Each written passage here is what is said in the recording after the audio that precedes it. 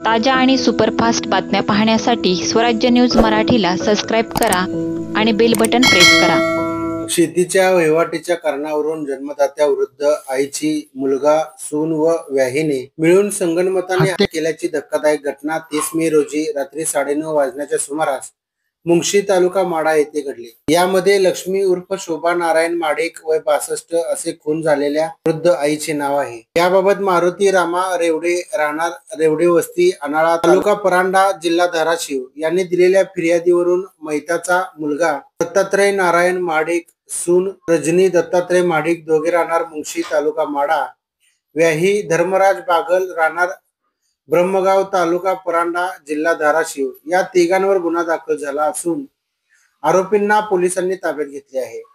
मयत वृद्ध महिला ही फिर्यादीची आत्या असून तिला गावात 8 एकर शेत जमीन आहे। फिर्यादीच्या मयत आत्याला एक मुलगा व एक मुलगी आहे। मुलगी कल्पना धनाजी ढेरे ही अविवाहित असून ऑस्ट्रिया या देशाला नोकरीनिमित्त वास्तव्यास आहे। मयताचे पतीचेही 10 महिन्यांपूर्वी निधन झाले आहे।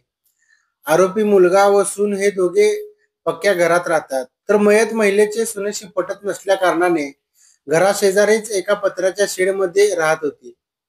शेतीच्या वहिवाटीवरून मयत महिला, तिचा मुलगा व सून यांच्यात वारंवार वाद होत असल्याचे फिर्यादीची आत्या व तिच्या मुलीने फिर्यादीला सांगितले होते। 6 महिन्यांपूर्वी आरोपी मुलगा व सून आणि सुनेचे वडील यांनी शेतीच्या वहिवाटीच्या कारणावरून उसाच्या सरीत महिलेला मारहाण केली होती। फिर्यादीला ऑस्ट्रेलियात राहणाऱ्या मयत महिलेच्या मुलीचा व्हॉट्सअपवर कॉल आला। तिने सांगितले की माझ्या आईला शेतामध्ये मारून टाकले आहे, तू जाऊन बघ। मग फिर्यादी अनाळा तालुका परांडा येथून मुंगशी येथे आत्या शोभा हिच्या घरी रात्री 11 वाजता आल्या। मैताच्या घराजवळ लोक जमले होते।